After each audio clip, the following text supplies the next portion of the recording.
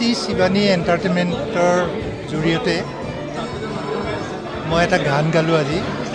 গানটো অৱশ্যে আজি গোৱা নহয়, গানটো কেতিয়াবাই গালোঁ।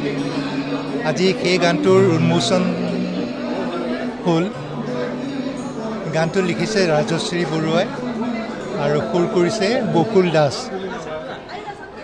গানটো গাই মোৰ বৰ ভাল লাগিল আৰু আশা ৰাখিছোঁ যাতে আপোনালোকেও গানটো ভাল পাব।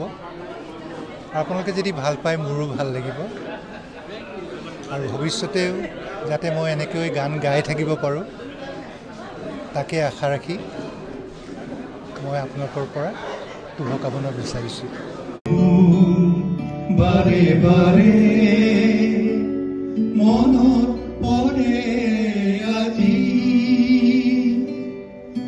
আইৰে আচল খনি কিয় জানো বাৰে বাৰে মনত পৰে আজি আইৰে আচল খনি।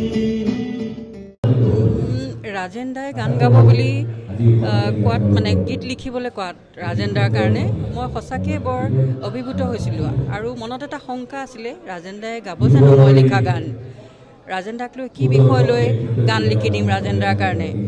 তাৰপিছত গীতটি যেতিয়া লিখিলোঁ আইক লৈ পেলাই, তাৰপিছত ৰাজেন দাই গীতটি গালে।